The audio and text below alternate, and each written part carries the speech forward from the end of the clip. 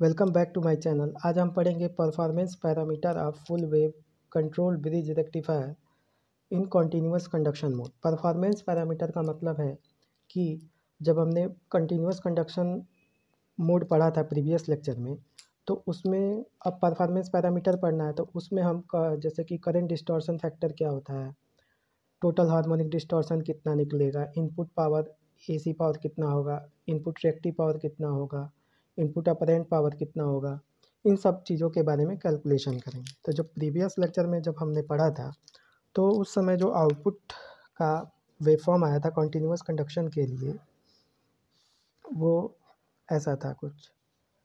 We not जो T था वो ऐसा था,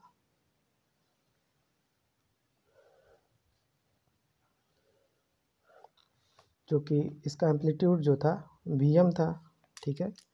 और ये 0 अल्फ़ा पाई, पाई प्लस अल्फ़ा 2 पाई और 2 पाई प्लस अल्फ़ा था। इस पीरियड में T1 T2 कंडक्ट कर रहा था, और इसमें T3 T4, और इसमें फिर T3 T4 कंडक्ट कर रहे थे। तो इसका सोर्स करंट का जो वेवफॉर्म था omega T, source current alpha, ये पाई प्लस अल्फ़ा और ये 2 पाई प्लस अल्फ़ा। तो देखिए, जब T1 T3 T4 कंडक्ट कर रहे थे तो सोर्स करंट नेगेटिव था, सोर्स करंट नेगेटिव था। और फिर जैसे ही T1 T2 कंडक्ट किया तो सोर्स करंट पॉजिटिव हो गया। अगेन जब T3 T4 कंडक्ट किया तो सोर्स करंट नेगेटिव हो गया, ठीक है। अब देखिए, इसमें मैग्नीट्यूड इसका आई नॉट, और इस पीरियड में T1 T2 कंडक्ट कर रहे थे, ठीक है। तो अब इसका हम क्या करेंगे, फोरियर सीरीज एक्सप्रेशन कैलकुलेट करेंगे, निकालेंगे। तो उसके लिए हमको ट्रिग्नोमेट्रिकल फोरियर सीरीज, फिर उसका पोलर फॉर्म और एक्सपोनेंशियल फोरियर सीरीज का हेल्प लेना होगा, ठीक है। तो हम परफॉर्मेंस पैरामीटर को कैलकुलेट कर पाएंगे। ये हमारी सोर्स करंट है। तो हम क्या करते हैं, सबसे पहले हम ट्रिग्नोमेट्रिकल फोरियर सीरीज देखते हैं। तो जो ट्रिग्नोमेट्रिकल फोरियर सीरीज होती है वो किसी भी पीरियोडिक सिग्नल के लिए डिफाइन होती है, ठीक है। तो सपोज करिए कि एक सिग्नल एफ टी है, सपोज करिए एक सिग्नल एफ टी है, एक सिग्नल एफ टी है जो कि पीरियोडिक है, पीरियोडिक है।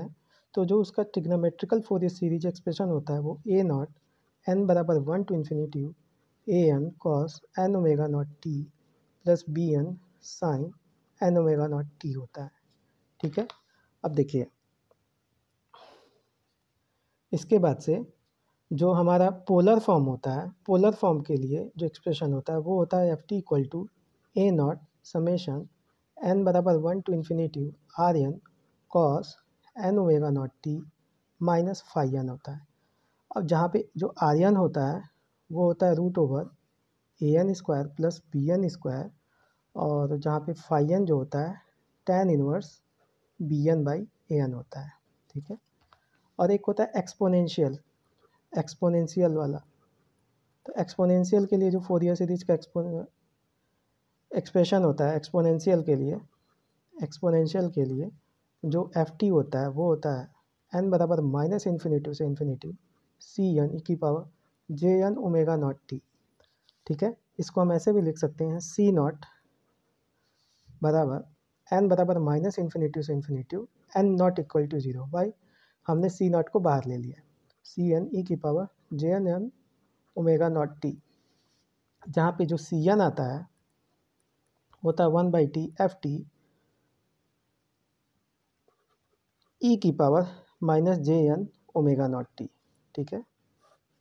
और देखिए, सी एन जो होता है वो होता है a n minus j b n by two, ठीक है। और अगर हम मॉड सी एन निकालें तो ये हो जाएगा a n square plus b n square by two. और देखिए, यहाँ से आर एन को हम लिख सकते हैं, इसको a n square plus b n square, तो ये क्या हो जाएगा आर एन बाई टू हो जाएगा।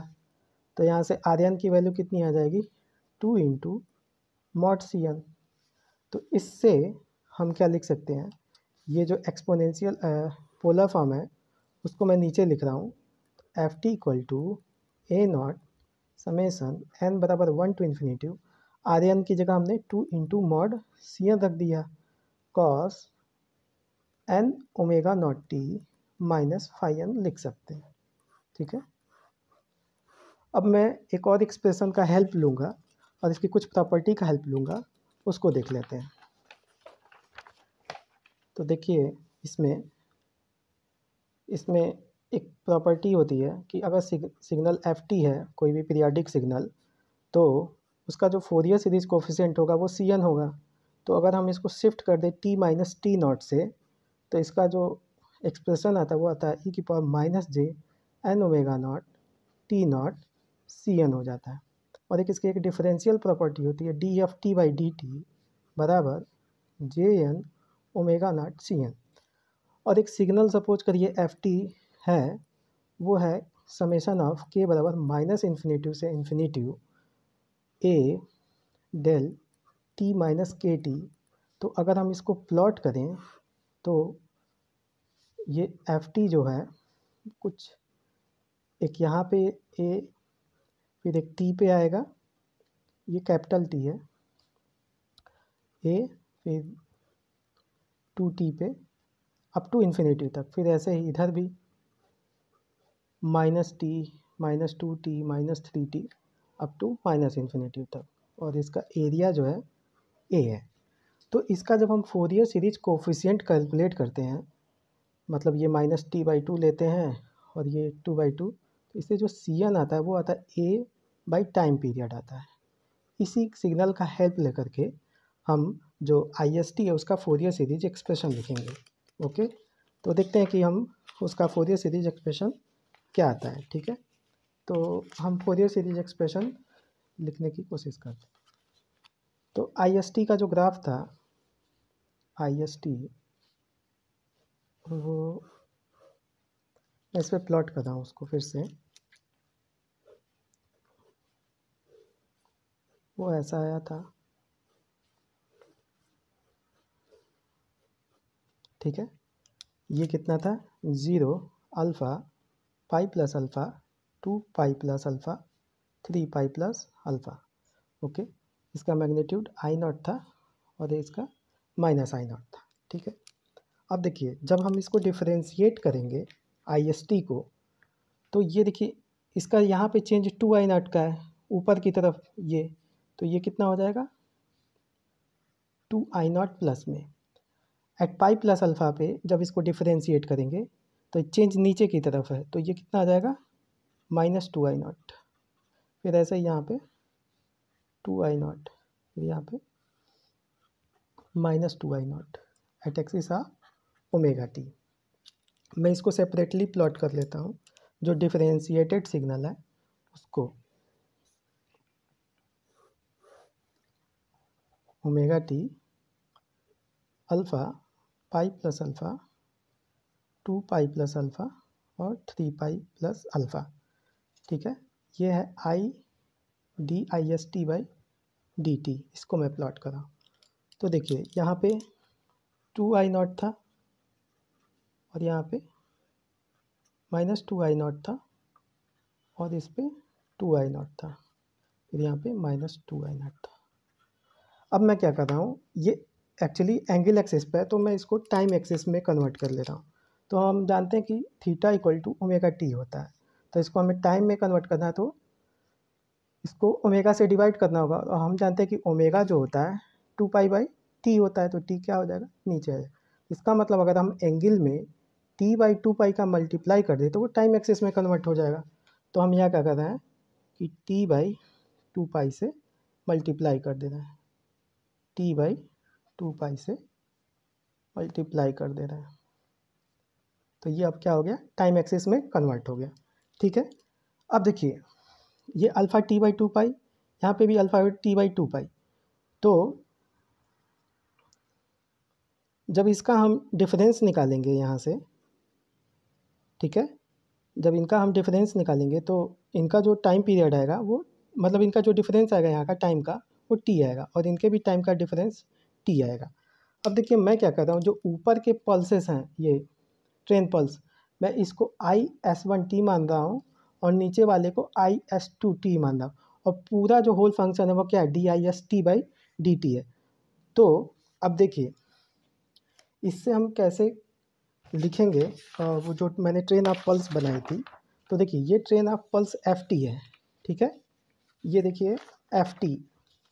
तो इस एफ टी से ये एफ टी है, तो अगर इस सिग्नल तक हमें पहुंचना है तो एफ टी को क्या लिखना होगा, इसको ये alpha t by two pi से शिफ्टेड है, तो f t t minus alpha t by two pi, और नीचे वाला कहाँ तक है, pi plus alpha t by two pi तक शिफ्टेड है, तो आई एस टी टी क्या हो जाएगा, f t minus pi plus alpha t by two pi हो जाएगा, ठीक है। तो इसलिए हम आई एस वन को लिखेंगे एफ टी माइनस, यहाँ से देखिए alpha t by two pi, और इसको क्या लिखेंगे, f t minus pi plus alpha t by two pi लिखेंगे, ठीक है। तो अब हम पूरे एक्सप्रेशन को एक साथ लिख लेते हैं कि जो d i s t by d t आया उसको हम क्या लिख सकते हैं, f t minus alpha t by two pi और plus f t minus pi plus alpha, ये कैपिटल टी है, टी बाई टू पाई, ठीक है। तो अब हम वहाँ पे डिफरेंशियल प्रॉपर्टी लगा देंगे। अच्छा, मैं मानता हूँ कि जो आई एस टी है इसका Fourier series coefficient c n है, तो जब इसका डिफरेंशिएशन क्या हो जाएगा, j N omega not C n, t minus t not, तो ई की power minus J N omega not, omega not को मैं क्या लिख दूंगा, two pi by t not alpha t by two pi है, इंटू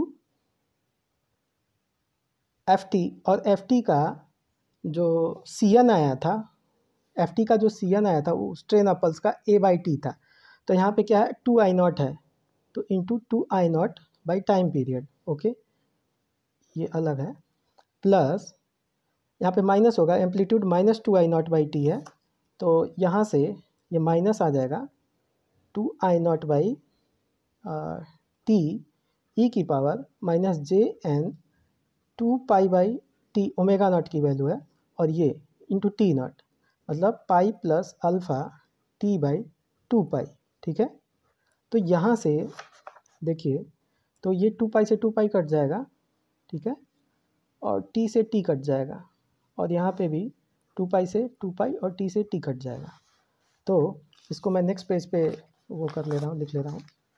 तो देखिए यहाँ से आ जाएगा j N omega not C n बराबर, यहाँ से देखिए two i not by t, two i not by t ई की power minus J N alpha minus two i not by t ई की पावर माइनस जे एन अल्फ़ा ई की power minus जे n pi बचेगा। तो यहाँ से two i not by t ई की power minus जे N alpha common हो जाएगा, तो ये वन माइनस ई की पावर माइनस जे एन पाई बचेगा। अब देखिए माइनस जे एन पाई को हम लिख सकते हैं cos N pi minus J sine N pi, sine N pi zero हो गया और इसकी वैल्यू कितनी हो जाएगी, minus one to the power N. तो इसको हम लिख सकते हैं, देखिए टू आई नॉट टी को हम क्या लिख सकते हैं, टू पाई बाई टी बराबर two pi by omega not, और यहाँ से देखिए इसको हम नीचे लेते आ रहे हैं, तो सी एन बराबर यहाँ से हो जाएगा वन बाई जे, यहाँ से जब नीचे आएगा तो यहाँ ऐसे आएगा J N omega not, okay, और ई की पावर माइनस जे एन अल्फ़ा, और ये हो जाएगा one minus minus one to the power N.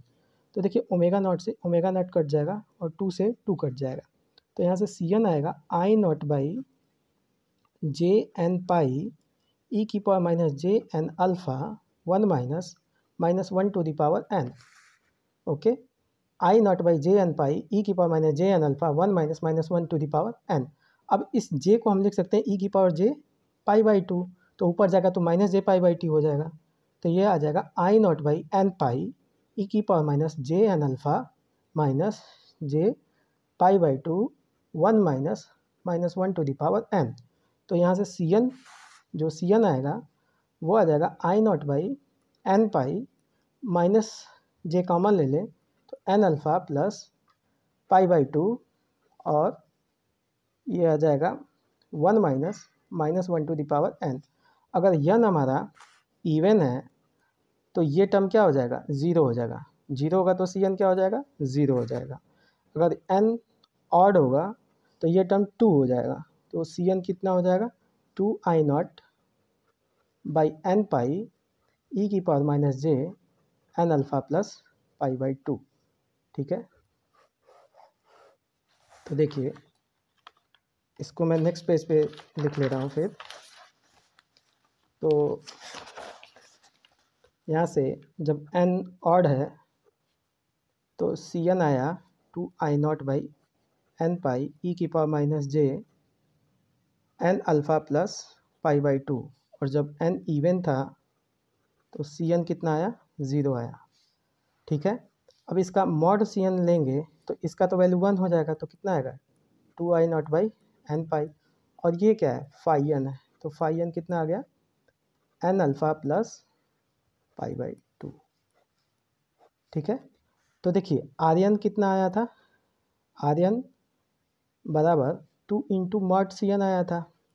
तो यहाँ से आर एन कितना आ जाएगा, 2 into 2i0 by N pi.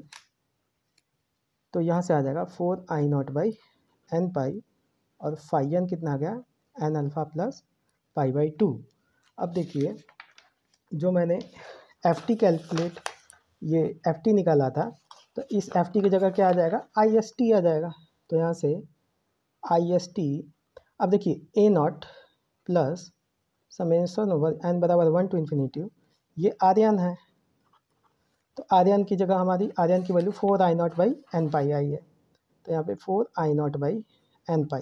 अब देखिए यहाँ पे 135 होगा, 245 तो 0, इवन हार्मोनिक्स 0। ठीक है, तो 135 to infinity 4i0 by N pi cos N omega not t, phi n की value minus N alpha minus pi by 2।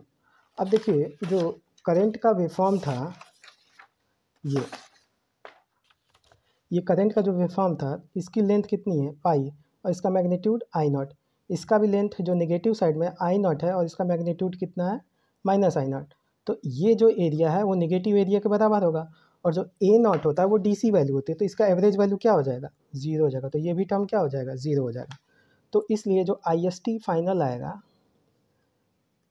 N बराबर 135 up to infinity 4i0 by N pi. अब ये cos minus theta plus cos theta होता है, तो 90 minus theta sine theta हो जाता है। तो साइन कितना हो जाएगा, N omega not T minus N alpha. ये फाइनल एक्सप्रेशन हुआ nth हार्मोनिक्स के करंट का। ठीक है, तो जो वेवफॉर्म थी उसका ये एक्सप्रेशन आया। अब हम पैरामीटर्स कैलकुलेट करेंगे, जैसे कि करंट डिस्टॉर्शन फैक्टर। तो पहला जो परफॉर्मेंस पैरामीटर होगा वो होगा करंट डिस्टॉर्शन फैक्टर। वो होता है, इसके पहले जो हमने कुछ जो वेवफॉर्म थी कॉन्टीन्यूअस कंडक्शन की, उसका वी नॉट एवरेज कितना आया था, 2 Vm by pi cos alpha आया था। और V not R M S कितना आया था, वो आया था Vm बाई √2। और तीसरा I S R M S कितना आया था, आई नॉट आया था। ठीक, और अभी मैंने आई एस एन टी निकाला, वो आया समेसन में एन बराबर 135 4i0 by N pi sine N omega not T minus N alpha. ठीक, अच्छा बेटर होगा कि हम इसको याद रखें, क्योंकि एग्ज़ाम में निकालना बहुत टफ हो जाएगा, काफ़ी समय लगेगा। तो देखिए करंट डिस्टॉर्शन फैक्टर कैसे निकालेंगे, वो होता है I S one R M S upon I S R M S. तो इसका R M S value fundamental का, तो इसका हम फंडामेंटल जब लिखेंगे तो आई एस वन लिखेंगे 4i0 by pi sine omega not T minus alpha, ये फंडामेंटल होगा। तो जब इसका I S one R M S लिखेंगे तो बाई रूट से डिवाइड होगा, तो ये आ जाएगा 2√2 बाई पाई आई नॉट। ठीक है, तो यहाँ से आ जाएगा ये 2√2 by pi into I not, और I S R M S कितना है, आई नॉट। इसकी वैल्यू कितनी आ गई, 2√2 बाई पाई, जिसकी वैल्यू आएगी 0.9। ठीक है, तो करंट डिस्टॉर्शन फैक्टर 2√2 बाई पाई आएगा। अब इसके बाद से एक आता है फंडामेंटल डिस्प्लेसमेंट फैक्टर। तो देखिए जो, अब इसमें एक चीज़ और बता दें कि किन्हीं भी दो सिग्नल का कंपैरिजन कब हो सकता है, जब दो सिग्नल का कंपैरिजन तब होगा कि जब दोनों का एम्पलीट्यूड क्या हो, पॉजिटिव हो और दोनों या तो साइनोसॉइडल हो या तो कोसाइनोसॉइडल हो और दोनों की फ्रीक्वेंसी क्या हो, सेम हो। तो यहाँ पे देखिए अगर हमारा input voltage V A B देखें तो वो V M sine omega not T है। तो इन दोनों का तो एम्पलीट्यूड पॉजिटिव है, दोनों साइनोसॉइडल है बट फ्रीक्वेंसी डिफरेंट है।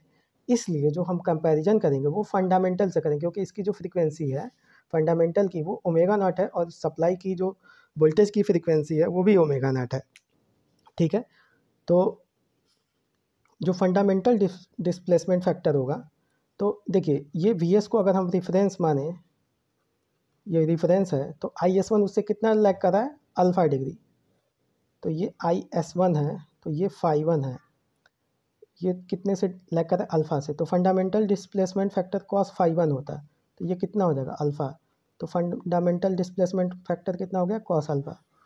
इसको हम डिस्टॉर्शन फैक्टर भी बोलते हैं। ठीक है, इसके बाद से एक टर्म आता है टोटल हार्मोनिक डिस्टॉर्शन, वो कितना होता है, 1/, करेंट डिस्टॉर्शन फैक्टर का होल स्क्वायर -1।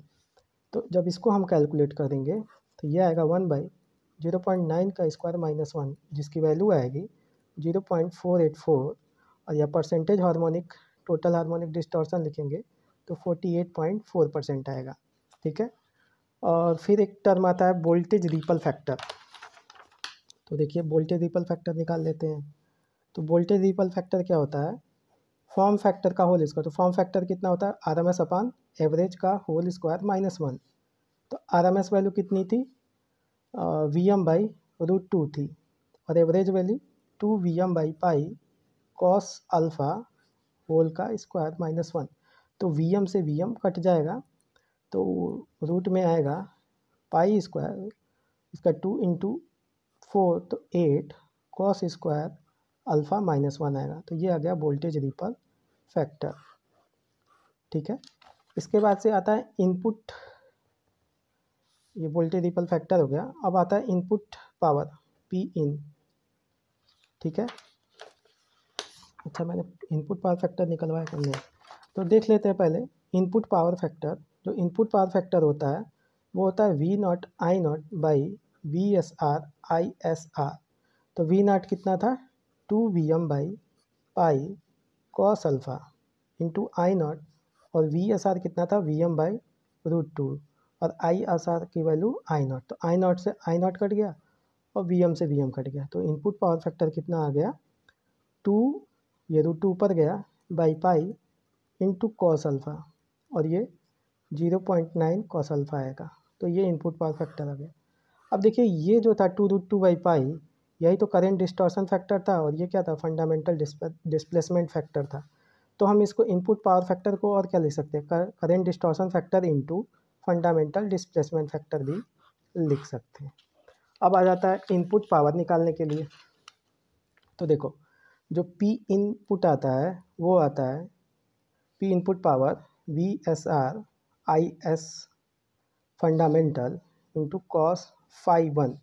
तो वी एस आर कितना था, V M by √2, fundamental R M S current 2√2 by pi I not, और फाई वन की वैल्यू अल्फ़ा।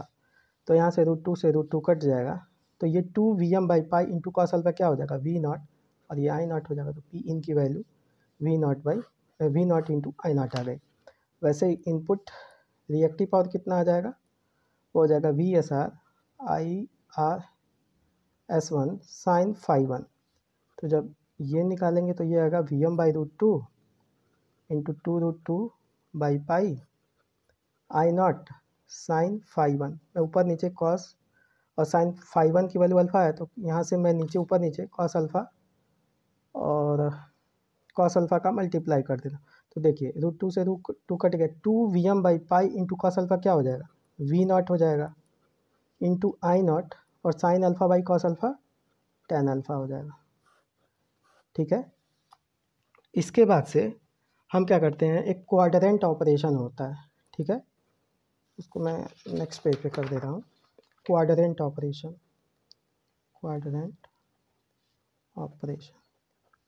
अब इसके दो क्वाड्रेंट ऑपरेशन पॉसिबल हैं। अगर सपोज करिए दो कंडीशन बनेगी, ये अगर वी नॉट यहाँ पे आई नॉट यहाँ पे, और एक कंडीशन ये बनेगी कि अगर मैं इंटरचेंज कर दूँ, वी नॉट को यहाँ पे कर दूँ, आई नॉट को यहाँ पे, देखिए जो वी नॉट था वो कितना था, 2 Vm/π cos अल्फ़ा।